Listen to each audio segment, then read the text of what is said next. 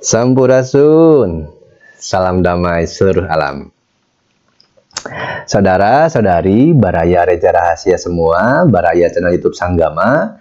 Selamat berjumpa kembali dengan saya Reja Rahasia di channel YouTube Sanggama. Dan kali ini inilah konten yang nanti akan saya playlistkan kepada tanggapan Reja Rahasia tentang topikal atau fenomena yang sekarang lagi ramai terjadi di negara kita, di Indonesia ya. Sebenarnya mah fenomenanya sudah lama ini tuh ya, bermula dari sang Raja Dangdut Rhoma Irama gitu ya dengan Habib Bahar, lalu berujung dengan tes DNA nasab Alwi gitu kan. Tes DNA dilakukan untuk apa? Untuk memperjelas keturunan Nabi. Nah, ini menjadi isu yang sangat luar biasa dan di sini saya akan menanggapi fenomena tersebut. Tapi sebelumnya silahkan komen, share, like, dan subscribe dulu channel ini agar teman-teman, saudara-saudari, Baraya semua bisa terus menyaksikan saya membuat konten-konten terbaru. Dan apa yang saya sajikan ini, saya menanggapi fenomena terjadi dan memberikan referensi saja pola berpikir tentang apa yang terjadi saat ini.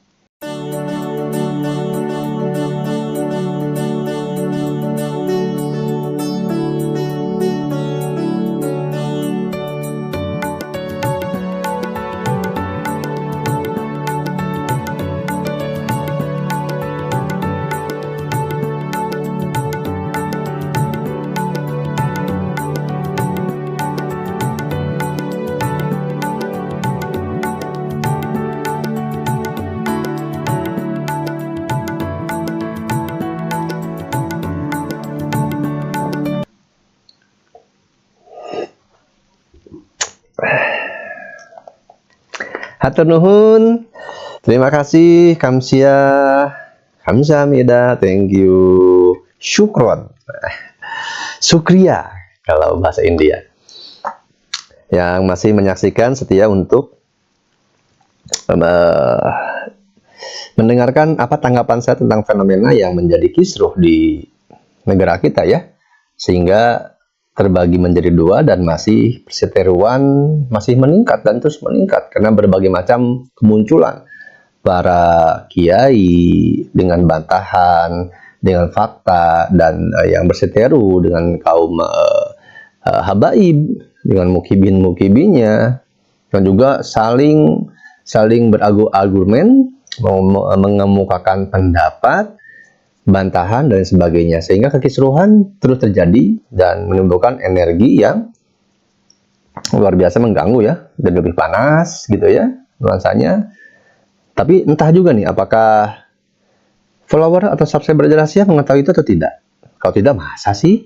Ini tuh rame loh di sosmed, di TikTok apalagi. Kita obrolin, kita bahas tentang fenomena nasab keturunan baginda Rasulullah SAW, habaib, Ba'alwi, dan tentang tes DNA.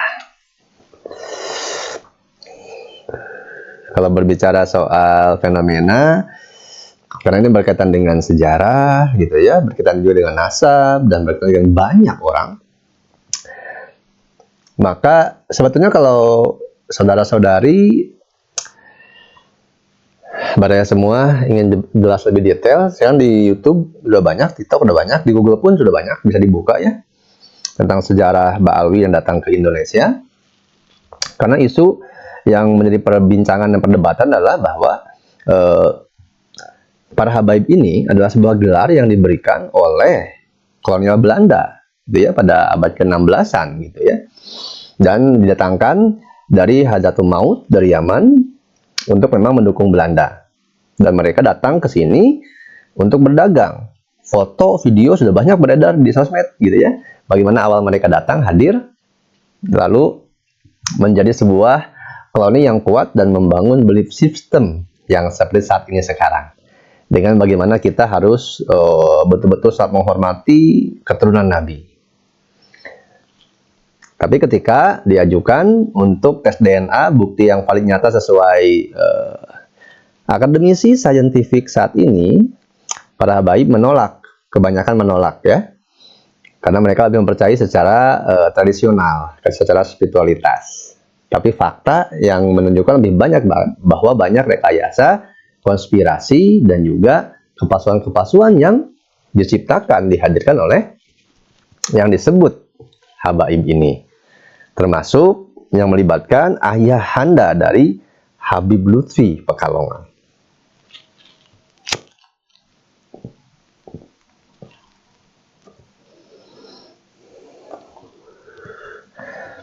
Fenomena makam-makam palsu. Kalau ayahanda Habib Lutfi ini, yang salah satunya mencuat ke masyarakat. Sedikit saya menyampaikan pengalaman kalau mengenai makam palsu. Dalam perjalanan saya ketika menjalani kehidupan spiritualitas juga memang menemukan banyak makam-makam yang tadinya namanya bukan ada nama Arab-Arabnya, tapi jadi ada nama Arabnya. Lalu ketika sebuah sejarah selalu dikait-kaitkan, dihubungkan, bahkan tanda kutip digantikan dengan sejarah yang harus berkaitan selalu dengan ranah Arab, Ba'alawi tersebut, itu sebuah hal yang menjadi memacu gitu ya, critical thinking, logic thinking, karena kita harus seimbang. Logika gitu ya, nalar, naluri, nurani harus seimbang. Agar ketika menjalani sesuatu sesuai dengan kenyataan, kita tidak pengkultusan yang buta, kita tidak penghambaan yang tanpa landasan dasar secara validasi, konfirmasi, secara data empiris. Karena secara sejarah, budaya, dan sebagainya, dibuktikan secara kenyataan sejarah literasi, Ba'alawi ini kalah. Tidak mampu membuktikan secara literasi, sejarah-sejarah, sudah bukti yang nyata, bahkan ketika diminta tes DNA pun tidak mengikuti. Dan saya pernah melihat ada sebuah sidang yang mungkin nggak tahu sidangnya di TV tayang atau tidak, karena saya sudah lama tidak nonton TV, tapi saya nonton di Instagram, ada cuplikan, dan cukup lama sidangnya itu. Ketika dihadirkan persidangan, sebenarnya mereka sudah kalah gitu, dan tidak boleh lagi secara undang-undang, secara persidangan menyandang gelar habaib gitu ya, dan mengaku sebagai keturunan Nabi. Seperti itu kalau hasil persidangan. Nah, maka bangkitlah mulai para kiai Nusantara yang mengemukakan tentang bagaimana kalau betul beliau-beliau ini adalah keturunan baginda Nabi Muhammad SAW, Sayyidah dan Sayyid ini, maka tentunya secara sifat, watak, perbuatan pun harus menggambarkan, mencontohkan moyangnya. Ya, seperti misalnya seorang Reza Rahasia, gitu kan, punya ayah, gitu. Pasti sifat karakter watak ayahnya, ibunya ada di Reza Rahasia. Kakek, nenek, buyut, canggah, cengawarnya pasti ada. Gitu, apalagi sesosok baginda Nabi Muhammad SAW yang sangat sulit tauladan, gitu ya, penuh cinta kasih. Bahkan dalam cerita pun gitu, ketika seorang Yahudi yang buta, yang selalu memaki, membenci seorang Rasulullah SAW, baginda Nabi Muhammad SAW, itu selama 15 tahun menyuapi dia setiap hari dan mendengarkan cacian makian dia setiap hari. Begitu luar biasa akhlaknya, gitu. Lalu ketika fakta yang terjadi fenomenanya, rata-rata gitu ya, tidak sama sekali menggambarkan atau memberikan, mendekati pun tidak dengan sifat karakter yang disebut nenek moyang atau leluhur tersebut. Bahkan ketika bicara cucu Nabi, berarti kan jauh. Kalau cucu, misalnya saya punya kakek, saya lahir misalnya tahun 86. Kalau kakek berarti lahirnya bisa jadi tahun 50-an, tahun 60-an. Kan aliran tahun itu dekat ya.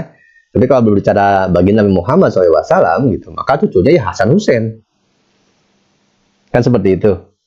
Cucunya yang dekat, yang ada gitu kan. Nah kalau sekarang, tahun sekarang, era tahun 80-an juga, sudah bukan cucu berarti. Gitu.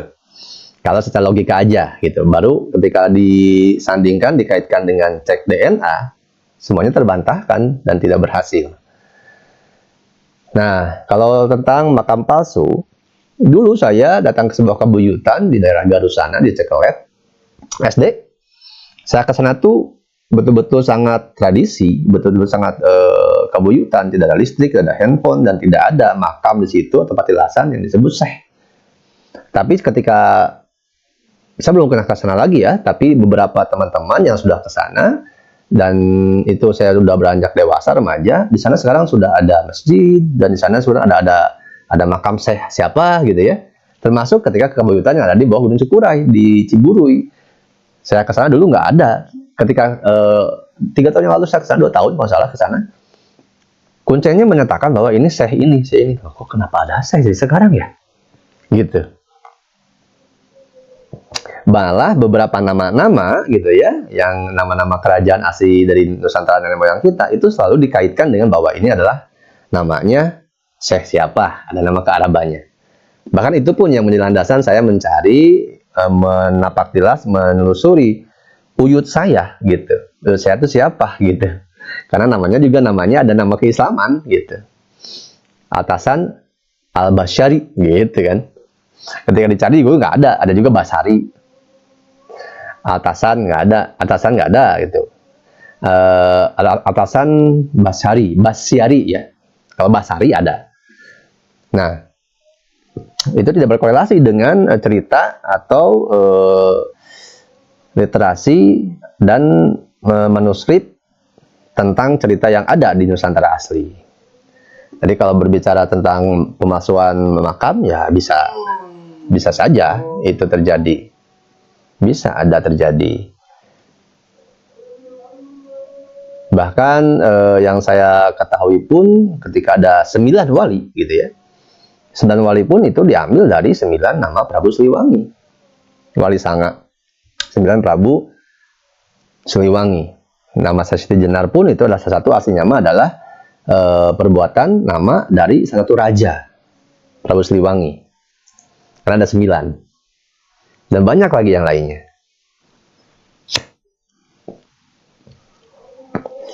Bahkan yang aneh, yang lucu, ada sebuah petilasan yang dijadikan makam. Nah, di sini ada yang tidak mengerti makam dan petilasan. Petilasan itu adalah tempat hening, duduk, singgah, atau berkontemplasi. Tapi jadikan makam dan diberikan nama. Nah, itu sudah terjadi turun-temurun ya, gitu. Nah, itu juga berkaitan dengan pergantian dari karatuan sistem negara kita ke kerajaan baru ke kesultanan. Makanya sekarang yang rame, yang saling menggunakan argumen dan pengetahuannya ada dari Kesultanan Cirebon, Kesultanan Banten gitu ya, dan yang lain sebagainya gitu ya.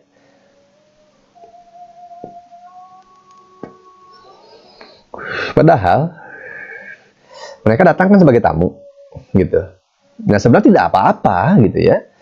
Karena nenek moyang kita menerima semua agama yang hadir dan ada, asal tidak merusak tatanan yang ada. Jadi kalau memang bukan ya jangan diaku-akui, itu aja sih. Jadi jangan semuanya harus dengan nama atau dengan pasti ke arahnya Arab.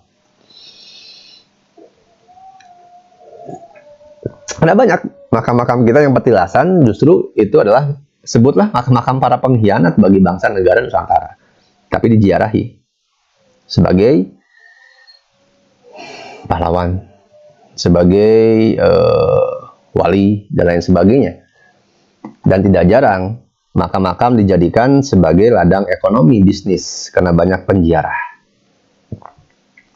Nah, itu juga yang disoroti menjadi sebuah isu bahwa ketika beberapa tempat para wali ketika berziarah malah untuk masuk ke tempat ziarahnya harus bayar. Sebelum bayar di bawahnya sudah repot memberikan uang kepada peminta-minta yang sengaja dihadirkan. Gitu. Jadi kalau tanggapan saya mah ya,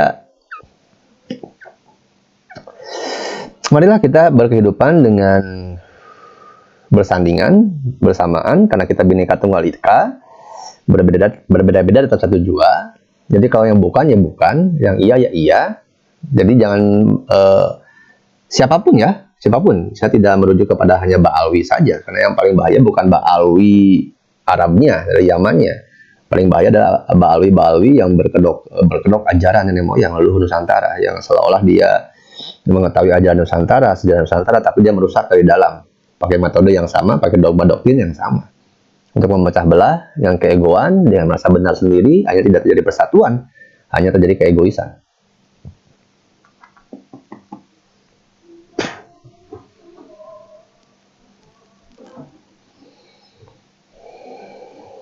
Salah satu yang saya tidak setuju adalah fenomena ketika guru itu di atas segalanya, bahkan harus lebih dihormati daripada orang tua. Tradisi budaya menghormati orang tua, mencuci kaki, sungkem, itu tidak boleh. Tapi kepada gurunya, pada tokoh-tokoh ini, wah, sun tangan sampai bolak-balik, sun kaki juga luar biasa gitu. Nah, sedangkan secara kenyataan, kita lahir itu dari ibu dan bapak. Sangat miris sebenarnya mah gitu. Jadi saya di sini netral sih, tidak berdiri pada siapapun, pada manapun, tapi kalau yang bukan ya bukan, kalau yang iya iya gitu. Jadi janganlah gitu, udahlah gitu. Kalau memang sebuah sejarah itu begitu adanya, ya sudah, jangan dirubah. Jangan berusaha harus selalu semuanya ke Arab-Araban, menghilangkan jati diri bangsa sendiri. Maka ketika berbicara kembali ke jati diri bangsa, bagaimana? Ketika sejarah yang asli saja tidak ada, digantikan, dan sejarah selalu dikait-kaitkan dengan semuanya itu bertolak ukur pada Arab. Padahal di sana ada ahli sunnah wal jamaah. Ketika ahli sunnah wal jamaah, jamaahnya itu ya tergantung kepada negara, kondisi, situasi, bangsa yang ada di sana.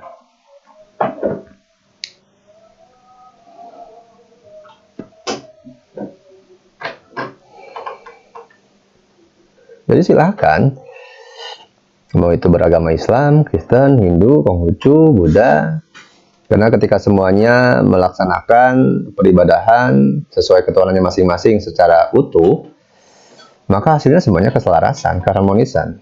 Islam dengan rahmatan lil alaminnya, Nasrani dengan cinta kasihnya, gitu ya. Hindu dengan pencerahannya, kesadarannya, Buddha dengan kebijaksanaannya.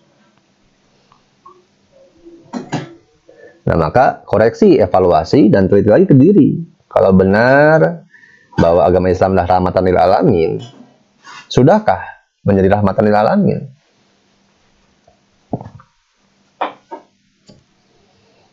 Kalau rahmatan lil alamin berarti rahmat bagi seluruh alam.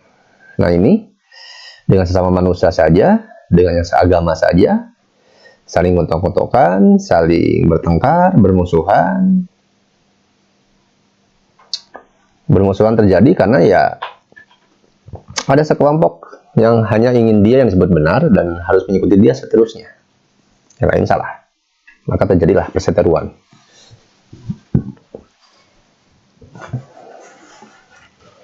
Banyak faktanya, banyak datanya. Kalau mau cek di Google juga ada, di TikTok juga ada. Silahkan, sejarahnya dibaca saja ya.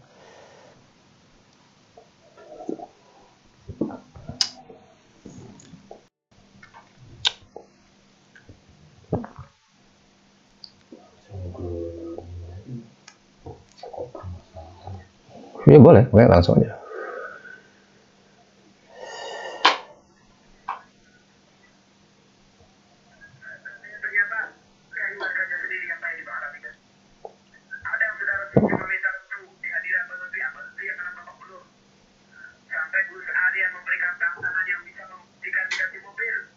Oh, ini juga ada juga di TikTok nih. Kang Mahesa akan membongkar siapa dalam pemalsuan makam sebenarnya, gitu kan ya.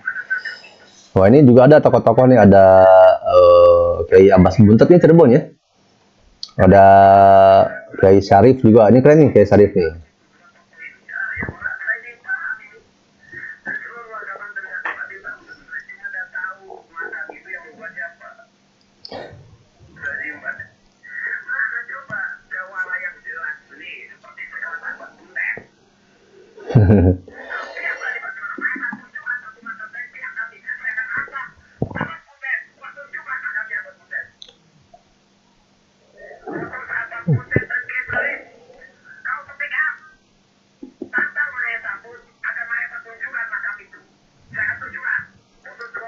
Nah, ini kan itu yang terjadi gitu. Jadi hanya perdebatan, pertikaian soal pemahaman, pembelaan masing-masing, kepercayaan dirinya. Jadi masalah utamanya memang itu ke situ kan. Si intinya mah adalah memperdebatkan sebuah kebenaran gitu kan, makam, nasab gitu. Padahal saya pernah memberikan satu iseng, Mas. Iseng sama temen dulu tuh. Saya lagi ke hutan itu saya buat datar sama teman-teman, terus buat gudukan seperti kuburan, seperti makam. Dibikinlah batu, tak, ditaburi bunga, gitu. Terus habis itu saya biarin. Gak lama kemudian saya kesana lagi, sudah ada sesajen, sudah ada buku Yasin. Itu contoh kecil. Betapa mudah dan gampangnya kita menciptakan makam. Gitu, membuat makam palsu. Padahal di situ saya tidak menyematkan ini makam siapa, namanya nggak disebut. Apalagi kalau disebut.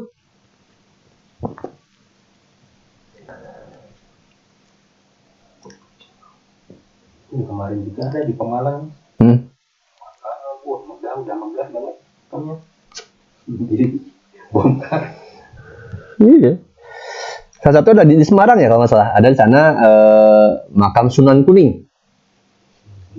Kan aslinya Sunan Eng. Itu orang Cina yang di sana dimakamin. Kenapa dari Sunan Kuning? Kan gitu. Terus ada jelasnya tahu dari mana? Nah, kalau tahu dari mana coba teliti aja dulu. Di sana, datang ke sana. Sejarah faktanya apa? Karena banyak makam-makam yang jadi, tapi saya tidak mengkerucut pada pemalsuan makam sosoknya siapa gitu ya. Kalaupun isunya yang beredar adalah ayahandanya dari Habib Lutfi. Gitu. Makanya kayak di Banten itu yang Kang Mahesa itu sangat bersiteguh membela makam yang di Banten. Itu benar asli, kalau palsu ayo buktikan ke Syekh Buntet siapa gitu kan. Ke Kiai Buntet, ke siapa, ke Sarif gitu kan. Dan lain sebagainya gitu. Ya karena ketika ada makam contoh kecil aja tadi saya bikin makam palsu gitu ya. Nggak kurang tepat gitu, soalnya kalau udah mengarah ke sosok. Apa bisa diedit nanti. Kalau mengarah ke sosok kita harus benar-benar memahami kasus permasalahan yang ada. Si Mahesa, jadi selama ini kasusnya ada beberapa makam yang dipalsukan kan gitu. Nah mereka netizen mengirimnya ke KTP. Oke. Gitu. Nah dari situ kan pelopornya mereka kan termasuk ya Buntet, khusus atas Buntet, tadi. Nah si Mahesa muncul sekarang, muncul untuk membela itu. Nah si Mahesa punya data bahwa golongan mereka lah yang sebenarnya bikin makam palsu. Oh, jadi balikin faktanya. Iya. Jadi muncul Kang Mahesa tadi gitu kan. Karena isu yang mencuat kan makam palsu itu dihadirkan oleh bapaknya atau ayahandanya Habib Lutfi. Gitu kan, yang isu muncul tuh. Sehingga ada Kiai Abbas Buntet gitu ya. Terus ada Kiai Sarif yang mengatakan itu, lalu ada kalau Kang Mahesa tadi menyampaikan bahwa memang ada makam-makam palsu gitu kan. Tapi yang membuat makam palsu itu bukan Habib Lutfi bin Yahya kan gitu. Gitu. Malah dia membalikan bahwa ya mereka lah yang menyebut Habib Lutfi membuat makam palsu, mereka yang membuat makam palsu sebenarnya gitu. Nah, bahkan Kang Mahesa punya data katanya yang valid gitu. Ada saksinya lagi katanya. Nah, ya udah kalau begitu mah tinggal dibuka dialog terbuka.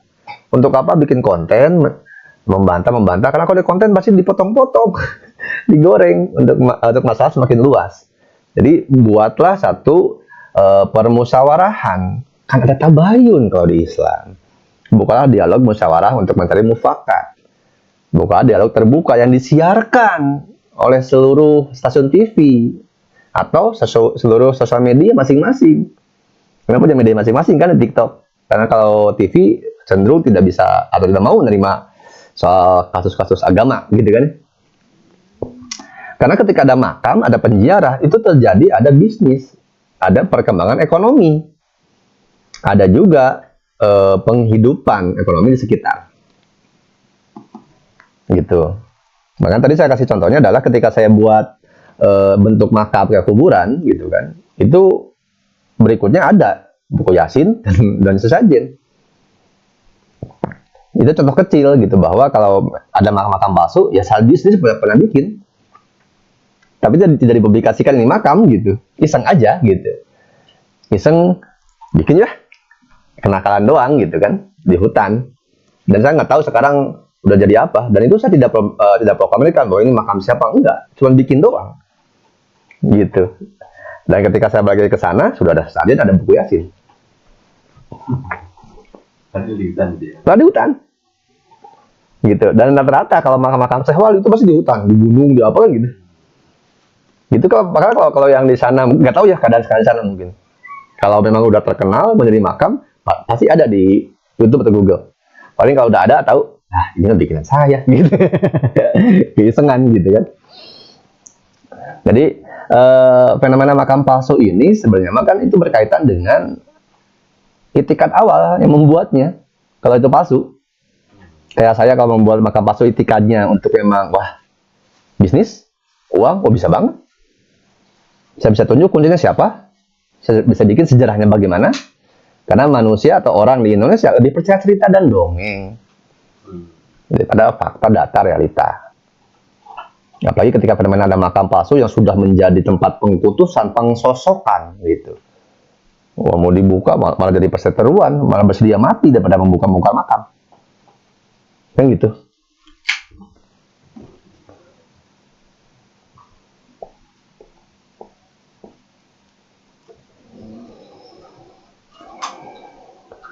Tapi ya tidak apa-apa sih.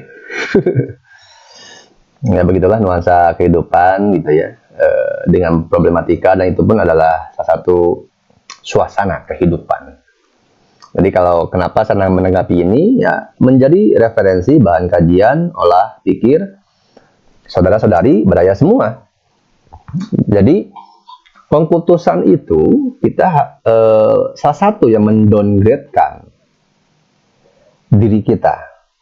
Bukan berarti kita tidak boleh mengkultuskan atau menghormati siapapun ya. Tapi penghormatannya adalah dengan landasan, dengan nalar naluri nurani yang seimbang, dengan kecerdasan intelektual, kecerdasan emosional, dan kecerdasan spiritual yang seimbang.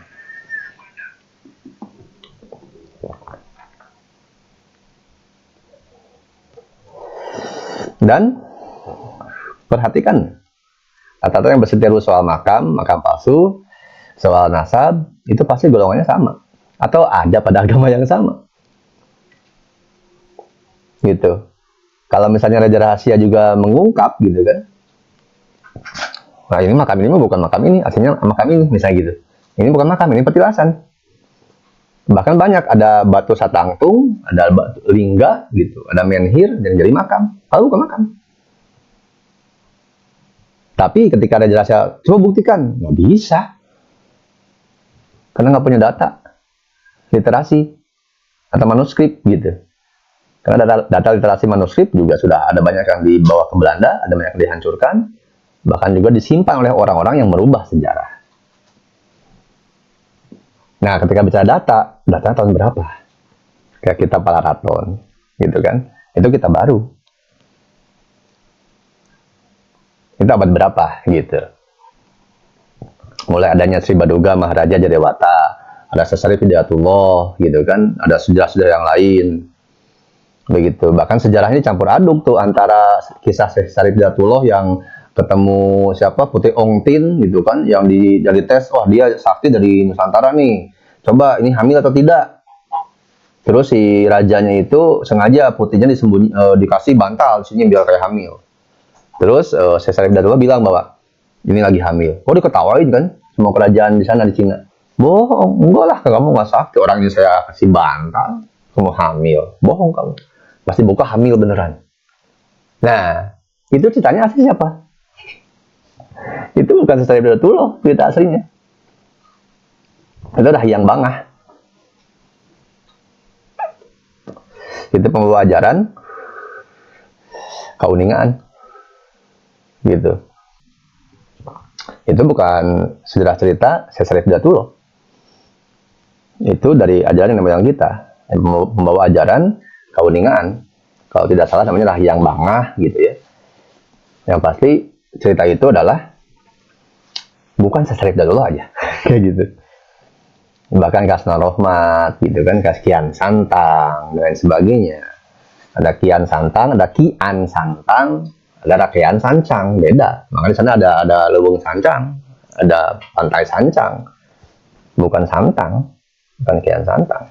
Lalu seperti cerita Subang Larang, itu kan ratu ya, istrinya Prabu Siliwangi. Pas Subang Larang itu kerajaan. Kerajaan Subang Larang. Lalu dalam kerajaan ada sebut Sumedang. Sumedang itu sekarang gitu ya, itu adalah terusan dari kerajaan Pajajaran. Padahal aslinya dulu beda. Ada Pajajaran, ada Sumedang Larang. Udah ada Medang Kamulan. Seperti itu. Gitu. Tapi kalau saya ungkap semuanya, maka baik lagi. Kalau kita bicara sejarah, banyak versi. Yang ada hanya saling debat, saling kontroversi, dan menimbulkan energi-energi yang malah tidak membentuk atau menumbuh kembangkan diri kita sebagai orang yang sebutlah berperi kemanusiaan dan berketuhanan. Maka kebinekaan Tunggal Ika itu tidak ada.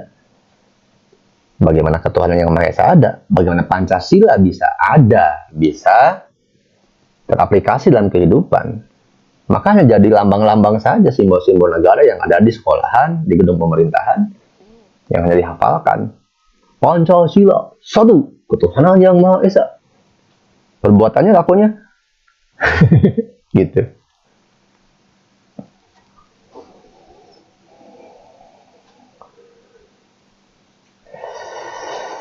Ya dengan nanti kita menyaksikan aja gitu. Dengan nanti perkembangan zaman ke zaman, nanti terungkap kok. Dengan tadi ada Kang Mahesa yang punya data katanya gitu ya. Ketika dia benar-benar menunjukkan data seperti dia, nanti akan ada muncul orang bawa data lagi, bisa membantah Kang Mahesa. Salah satunya yang di Banten ada batu Quran, gitu. Padahal itu adalah batu penobatan Raja Galuh. Nah data bukan saya yang punya, mungkin nanti bisa ada yang bawa datanya. Gitu.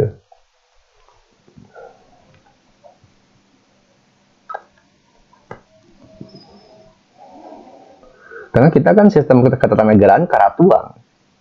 Adanya orang India datang ke sini, ada Tarumanegara ya, ada Mula Warman, Puna Warman gitu kan. Terus ada tuh gelar raja yang diciptakan, diadakan.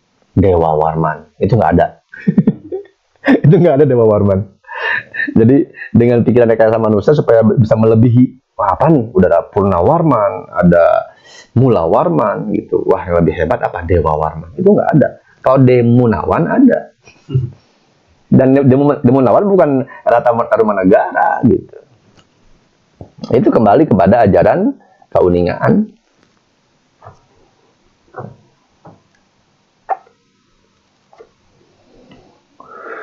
Ya bagaimana sebuah literasi, prasasti, manuskrip, yang juga manuskrip literasi itu ya dibuat ulang. Jangankan soal kerajaan lah ya, soal itu kejauhan, soal sejarah negara aja kan. Seperti misalnya sekarang udah banyak tuh di TikTok, PKI, udah banyak kemunculan kan.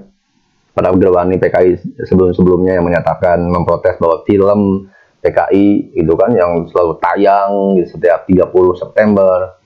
Ketika rapat dan audit dengan siapa, asapnya ngebul, ngerokok, segala macam. Padahal salah satu syarat menjadi anggota PKI itu tidak boleh ngerokok dan tidak boleh poligami.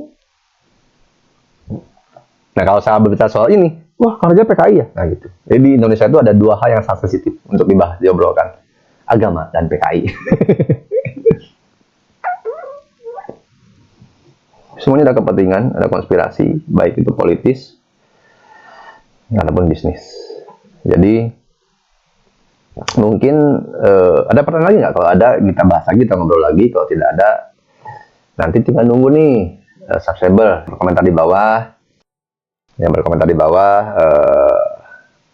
tanggapannya apa, ada komentar, nanti kita obrolin lagi, kita bahas lagi. Kira-kira yang ada di tanah sekarang masih apa nih yang ada yang masih ngeganjel gitu. Sementara itu dulu aja sih. Kalau misalnya dibahas semua secara utuh gitu kan. Udah panjang kan? Panjang. Dan ini adalah konten di channel Sanggama ya, Baraya, saudara-saudari, untuk menanggapi fenomena atau ya fenomena sih ya sebutannya ya, yang sedang terjadi ramai viral di Indonesia gitu. Nah, kalau ada yang fenomena yang viral yang saya tidak tahu, yang perlu ditanggapi gitu kan, pengen tahu tanggapan dari seorang Reza Rahasia, ya silahkan tadi di komentar, nanti saya buat tanggapan tentang apapun ya gitu ya. Mau tentang politik, tentang apapun, pokoknya apapun tentang kehidupan, kemasyarakatan, berbangsa bernegara, fenomenanya apa, saya bahas.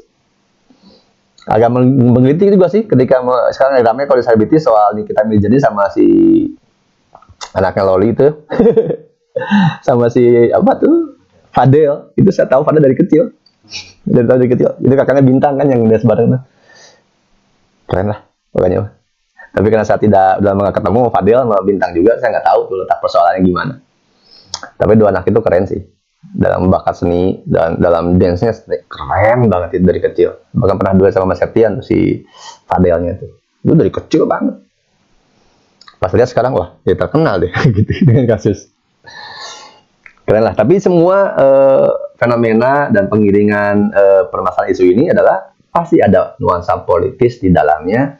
Ada konspirasi di balik itu untuk mengalihkan sesuatu yang kita tidak mengetahui secara jelas. Ada penyusupan atau gerakan-gerakan yang hanya kita terpusat fokus pada isu yang ini, isu yang lain tidak diketahui. Seperti penjualan pulau-pulau di Indonesia gitu ya, dan yang lain sebagainya, banyak lah ya. Yang pasti ini hanya sebuah referensi. Tanggapan ini silahkan mau dikaji, mau diolah, mau ditanggapi, dikritik, ada saran dan lain sebagainya, tulis di kolom komentar ya. Sampai ketemu lagi dengan saya Reza Rahasia. Yang pasti apapun itu yang terjadi di luar sana, jadikanlah diri kita tidak terpengaruh dan tidak menjadi sebuah hambatan, rintangan, juga membatasi pergerakan kita dalam berkehidupan.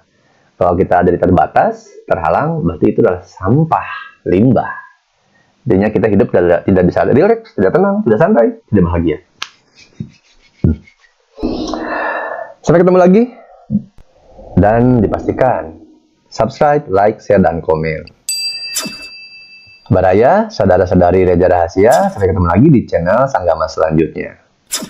Selamat, sehat, bahagia, berlimpah, panjang umurnya serta mulia. Di sini senang, di sana senang, di mana-mana pun senang. Sampurasun, salam damai, seluruh alam.